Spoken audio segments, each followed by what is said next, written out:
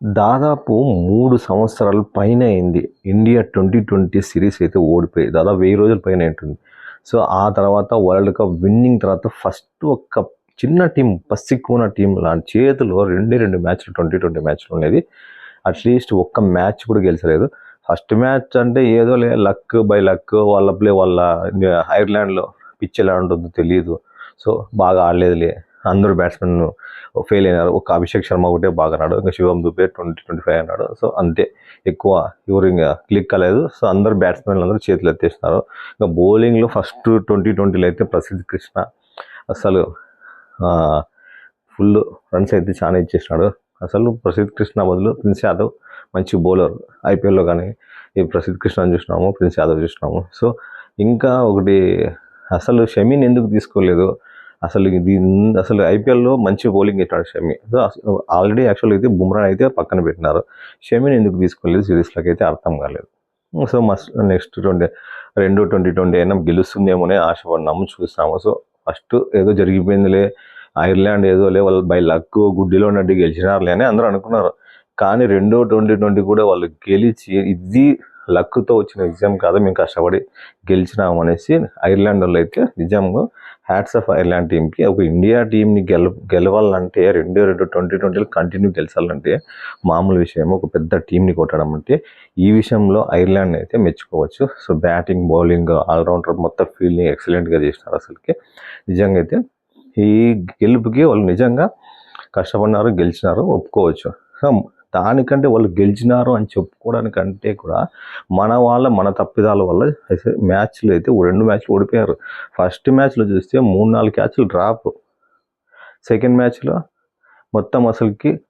మ్యాచ్లో మొత్తం బ్యాటింగ్ ఆడరన్నా మళ్ళీ ఆడతారంటే మొత్తం ఫస్ట్ ఓవర్లోనే సంజు శాంసన్ అవుట్ అయినాడు, ఇషాంత్ కిషన్ అసలు డక్అవుట్లు అయిపోయినారు. సో ఒక్క తిలక్ వర్మ తప్ప మిగతా ఎవ్వరూ ఆడలేదు. ఇంకా లాస్ట్లో హర్షిత్ రాణా అన్నాడు, మళ్ళీ శివం దుబే 19-20 కొట్టినాడు. సో అంతే. ఇంకా కెప్టెన్ అయ్యర్ అయితే 2 మ్యాచ్ల్లో ఫెయిల్ అసలుకి. సో అవకాశాలు ఇవ్వడం లేదు. అందుకే శ్రేయస్ అయ్యర్కి అవకాశాలు ఇవ్వాల, మంచి బ్యాట్స్మెన్ అది ఇదని ఐపీఎల్ బాగా ఆడాలని అవకాశం ఇస్తే 2 మ్యాచ్ల్లో 2 ఫెయిల్యూర్. ఫస్ట్ కెప్టెన్షిప్ ఒక చిన్న టీం మీద అయితే సిరీస్ అయితే ఓడిపోయి శ్రేయస్ అయ్యర్ అయితే ఒక క్యాప్టెన్షిప్కి ఈ క్యాప్టెన్షిప్ ఇస్తే సరిగా ఆడేమో అన్న ఫీలింగ్ అయితే వచ్చిందనమాట. సో ఓవరాల్గా చూసుకుంటే బ్యాట్స్మెన్లు అయితే మొత్తం అటర్ ఫ్లాప్ ఇస్తాయి ఈ సిరీస్లో. కానీ గంభీర్ కోచింగ్ మీద కూడా, సో గంభీర్ కోచింగ్లో ఉన్న 2020 వరల్డ్ కప్ గెలిచినారు, అది వేరే విషయము. కానీ ఈ ప్రతిసారి మంచి ఆడే ప్లేయర్ని పక్కన పెట్టేసి ఆడకుండా ప్లేయర్ని కంటిన్యూ చేస్తున్నాడా అనే అనుమానం చాలా మందికి అయితే ఫ్యాన్స్లో ఉంది, అభిమానుల్లో ఉంది. సో ఎందుకు సూర్యకుమార్ అని పక్కన పెట్టినాడు? So world cup winning captain తను, 2020 వరల్డ్ కప్. అట్లా కెప్టెన్ని కెప్టెన్షిప్ సరిగా చేయలేకపోతే కెప్టెన్షిప్ నుంచి పక్కన తీసేయండి అని ఒక ప్లేయర్గా. ఎందుకంటే అందరూ ఫామ్లో ఒకసారి ఉంటారో ఒకసారి ఉండరో చెప్పలేము అది. సో ఐపీఎల్ కూడా సరిగా ఆడలేదు, అంతకుముందు మ్యాచెస్ సరిగా ఆడలేదు. అట్లా అనేసి మొత్తం టీం నుంచి పక్కన తీసే అవసరం లేదు కదా. అతను సీనియరే కదా, వరల్డ్ కప్ గెలిపించినాడు, అతన్ని ఎందుకు తీసేసినారు? సో ఇంకొకటి, షమీని తీసుకోవాల్సింది బౌలింగ్లో, అతన్ని పక్కన పెట్టారు. మెయిన్ సెకండ్ 2020 కన్నా వైభవ్ సూర్యవంశిని తీసుకోవాల్సింది, ఎందుకు పక్కన పెట్టినారు? బ్యాట్స్మెన్ అందరూ ఆల్రెడీ ఫస్ట్ మ్యాచ్లో విఫలమైపోయినారు, ఫెయిల్ అయిపోయినారు. 2వ మ్యాచ్లో ప్రసిద్ధ్ కృష్ణని వాషింగ్టన్ సుందర్ని పక్కన పెట్టినారు. సో వాళ్ళ ప్లేస్లో ఎవరో ఒకరి ప్లేస్లో అన్న అట్లీస్ట్ సూర్యవంశిని వేసుకోవాల్సిండేది. ఎందుకంటే సూర్యవంశి మన శ్రీలంక మ్యాచ్లో చూసినాము, 50 ఓవర్స్ మ్యాచ్ను కూడా జస్ట్ 8 ఓవర్లే ఆడిండేది. 29 బాల్లో మ్యాచ్ స్వరూపాన్ని మార్చేసిపోయాడు అనమాట. అట్లా 1 డే మ్యాచ్ స్వరూపాన్ని జస్ట్ బిలో 10 ఓవర్లలోనే అసలు మ్యాచ్ టర్నింగ్ చేసిపోయాడంటే, 2020 మ్యాచ్లోకి సూర్యవంశి 10 ఓవర్లు ఉన్నాడంటే మ్యాచ్ వాళ్ళు పెట్టిన 150 10 ఓవర్లలో కూడా కొట్టేసిపోయే సత్తా అయితే సూర్యవంశిలో ఉంది. కానీ అట్లా ప్లేయర్ని పక్కన పెట్టేసి మ్యాచ్ని అయితే సిరీస్ అయితే ఓడిపోయినందుకు గంభీర్ మీద అయితే చాలా ట్రోల్స్ అయితే వస్తున్నాయి. సో నెక్స్ట్ ఇంగ్లాండ్ 2020 సిరీస్లో 5 2020లు ఉన్నాయి, 3 వన్డేలు ఉన్నాయి. 2020లో అట్లీస్ట్ కంపల్సరీ వైభవ్ సూర్యవంశిని ఆడించాల్సిందని ఫ్యాన్స్ కోరుకుంటున్నారు.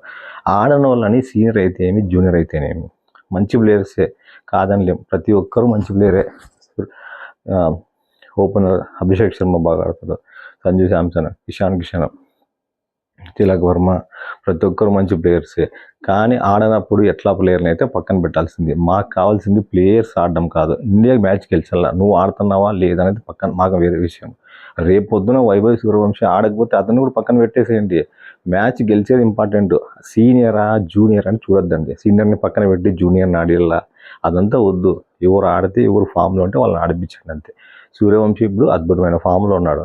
అతనికి ఛాన్స్ ఇవ్వండి, ఇస్తే తెలుస్తుంది. 2020లో అతని విశ్వరూపము ఆల్రెడీ ఐపీఎల్లో చూసినాము. సో సెంచరీలు అసలుకి అతను వద్దు అనుకొని ఊరికే గేమ్ కోసం ఆడుతున్నాడు. అతను సెంచరీలు ఆడాలనుకుంటే ఐపీఎల్లో 3 సెంచరీలు చేసేవాడు. మన శ్రీలంకతో మ్యాచ్ కూడా 94 దగ్గర అవుట్ అయినాడు. అంతకుముందు ఐపీఎల్లో కూడా ఒక్క 6 కొట్టినంటే ఆ గేల్ రికార్డ్ బద్దలైపోతుండే అసలుకి. కానీ అతను ఒక బాల్ 2 బాల్ ఒక బాల్ డఫ్ ఆడేసి 1-2 తీసుకున్న సెంచరీ అయిపోతుంది. కానీ అతను సెంచరీ కోసం చూసిందే లేదనమాట. ఉన్నంతసేపు కొట్టేసి పోవాలా. మళ్ళీ సెహ్వాగ్ లాంటి ప్లేయర్ ఇండియా టీంలో ఓపెనింగ్ అయితే మేము చూడబోతున్నాం. సెహ్వాగ్ కూడా అంతే. అసలుకి టెస్టుల్లో 300 మీద ఎవడన్నా ఫ్రంట్కి వచ్చి 6 కొడతాడా? టెస్టుల్లో 10 కానీ 20 బాల్ ఆడుకునేసి సెంచరీ కానీ 300 మళ్ళీ అట్లా అవకాశం జీవితంలో ఒకసారి వచ్చేది. కానీ అవి పక్కన పెట్టి ఫ్రంట్ ఫుట్కి వచ్చి 6 కొట్టి 300 కంప్లీట్ చేస్తాడు. ఇంకోసారి 300 దగ్గర అవుట్ అయిపోయినాడు. 300, 200 అనేది మైండ్లో ఉండదు అనమాట. సో టీం కోసం ఆడాల. సో అట్లా ప్లేయరే మళ్ళీ వైభవ్ సూర్యవంశీ. సెహ్వాగే మళ్ళీ రిటర్న్ చేసే ప్లేయర్ వచ్చినాడు ఓపెనర్లో. ఎవరిని చూడు, ఎవరిని మొదలుపెట్టాడు, హాఫ్ సెంచరీ చూడు, మొత్తం ఉన్నంతసేపు కొడదామనే ఉంటాడు వైభవ్ సూర్యవంశీ. సో నాకు మాత్రం ఖచ్చితంగా వైభవ్ సూర్యవంశీ టీంలోకి తీసుకోవాలా. సూర్యకుమార్ కూడా మంచి ప్లేయరే, 360 డిగ్రీ ప్లేయర్ అంట. ఒక ఏబీ డివిలియర్స్ తర్వాత మళ్ళీ అట్లా ఆడేగడే ప్లేయర్ సూర్యకుమార్. సో వీళ్ళిద్దరు టీంలో ఉండాలా కంపల్సరీ. నెక్స్ట్ చూద్దాం గంభీర్ ఏమేమి చేస్తాడో, ఏం చేంజెస్ చేస్తాడో, ఎవరిని తీసుకుంటాడో. అసలు ఆల్రౌండర్స్ అని పట్టుకుంటాడు, కానీ పక్కా బ్యాట్స్మెన్లు ఎందుకు పక్కన పెడుతున్నాడు అర్థం కావడం లేదు. సో ఇప్పుడైతే 2 మ్యాచ్లో ఏదో లక్తో గెలిచినారే అనుకోవచ్చు. సో నెక్స్ట్ ఒక స్ట్రాంగ్ ఇంగ్లాండ్ టీంని ఎదుర్కోవాలంటే మంచి బ్యాటింగ్, మంచి బౌలింగ్ ఉండాలా. సో బ్యాటింగ్ అయితే ఇండియాకి ఎప్పుడు ప్లస్ పాయింట్. సో బౌలింగ్లో అయితే ఇంకా కొంచెం ఇంప్రూవ్ కావాలా. మంచి బౌలర్స్ని తీసుకొని హార్దిక్ పాండ్యా, బుమ్రా ఏమన్నా రిటర్న్ టీంలోకి వస్తారేమో చూద్దాం. సో నెక్స్ట్ ఇంగ్లాండ్ 2020లో ఇండియా గెలవాలని కోరుకుందాం. బాయ్ ఫ్రెండ్స్, ప్లీజ్ ఛానల్ని సబ్స్క్రైబ్ చేసుకోండి. బై.